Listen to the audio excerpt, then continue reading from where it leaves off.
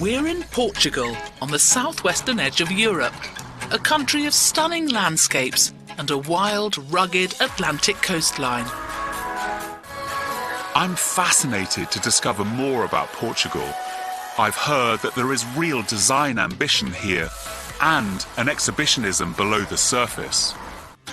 We're hitting the road to find Portugal's hidden architectural treasures, exploring some of Portugal's most exciting homes, where architects have been let loose to create phenomenal properties that respond sympathetically to their setting. This is without doubt one of the biggest privileges of my life, to be in a house like this.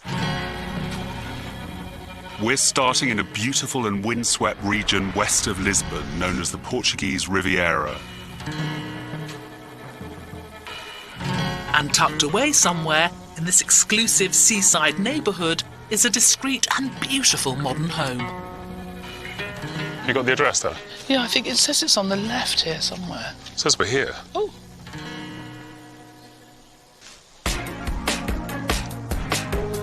I like that from the street, this house gives little away. But beyond the drawbridge, there's a complex and sophisticated three-dimensional puzzle. First, we need to work out how to get in. Have you got the key?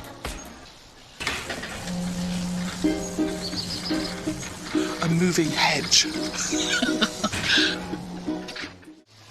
It's very tactile, very beautiful, and very grand.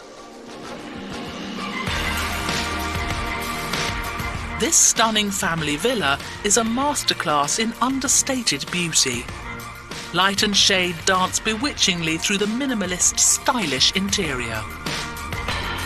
The architects have created a kind of 21st century castle with walls of concrete, glass and timber which all move at the touch of a button.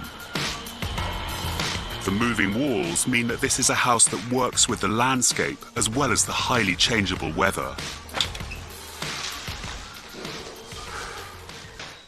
And at first glance, it's difficult to tell what's inside and what's outside.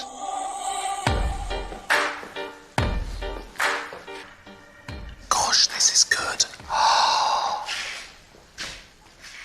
It's a breathtaking room. I've just seen a golf buggy go past. That's hilarious.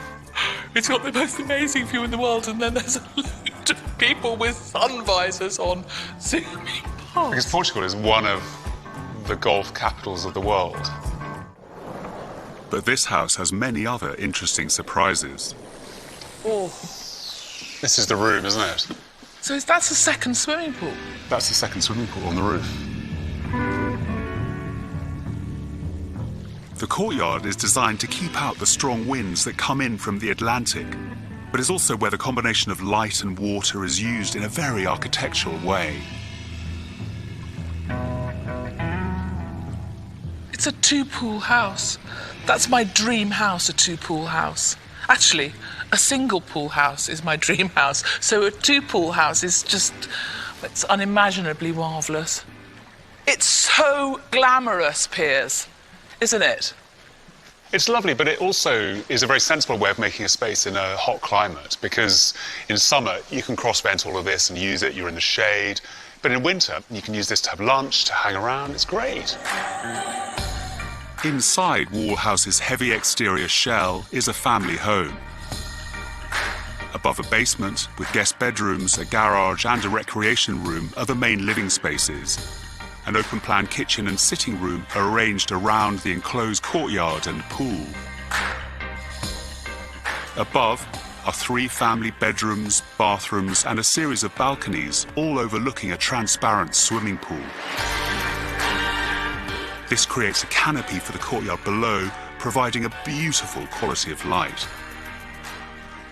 And that the light from the pool is beautiful, coming through the shade, I guess. Dappled over your dining area. It's a really usable, contained courtyard in the middle of the house. And this house has lots of glamour, lots of style. And this pine is beautiful. This is really good quality. It's very wide, very beautiful timber. As a palette of materials, here, blue sky, grey concrete, blue pool, grey timber, it's a really good palette, isn't it? I love it. I absolutely love it. It looks like you can open these up and when it's a hot day, just really take advantage of that wonderful breeze. The landscape is welcomed into the house through an enormous expanse of glass that makes up the entire side elevation of the house. It's operated using a simple counterweight system.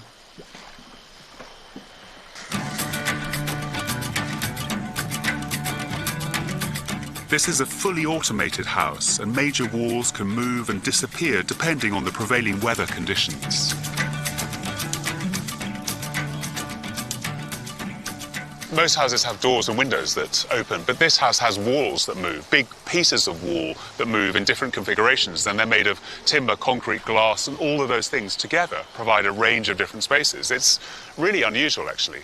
Here, what's lovely is that the wall is a device that I guess is like a castle would have used a wall historically as the 21st century fortress. If it were a fortress, this house wouldn't be a bad place to be under siege, with a state-of-the-art kitchen, a games and cinema room. Should the enemy breach the ramparts, this being Portugal, I could fortify myself for battle with some very quaffable vintage port. The second pool, the upstairs pool, which is absolutely stunningly beautiful. Bedroom. And if you want to, you can watch the golfers from the third swimming pool. Master bedroom, I fancy. Lovely place to sit outside the bedroom. Look down on both pools and relax, if I must. Then a bracing swim in mid-air. This house is interesting in how it manages to make a virtue out of its exposed position near the Atlantic. By containing a set of protected spaces where light and water are used poetically.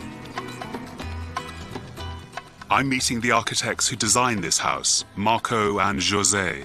This is a building where you see every single bit of construction. You've got nowhere to hide if anything goes wrong. Of course. We use the structure like a finished house. We don't cover the structure. It's part of the architecture in this case. This has no finishes in the conventional sense. Yes. Yes, and very difficult to do it because the people decide this is not finished, so it's easy to do. No. Not easy. And No, it's very it hard isn't to at all. Do you think these guys over here are going to wonder when you're going to render it and paint it pink and put the cornice on top? Yes. No, they are different languages. This is a house that's very beautifully made. It's put together with real craft. This is the guarantee of the quality of the architecture. It's without doubt one of the biggest privileges of my life to be in a house like this. Everywhere you turn, there's something beautiful, something fun, something interesting, something challenging. It's a real treat.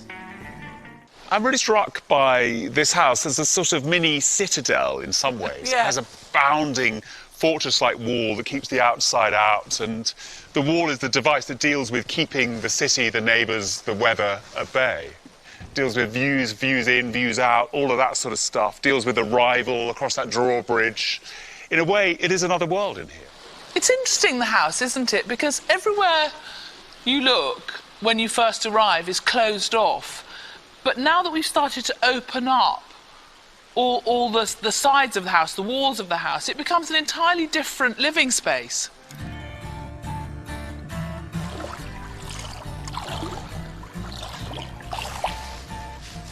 My idea of heaven is to have a pool directly off the bedroom. I think if you're going to build a luxury house, and this is, let's face it, a luxury house, then for me that's what it's all about. Even us mere mortals, you know, who live in ordinary domestic places, flats and bed sitting rooms and suburban houses, we can glean something from this. We can. I mean, this is a really lavish house, a really expensive, lavish house. But the best thing about it is free. It's daylight. It's beautiful light that comes flooding in everywhere, and we can all use that.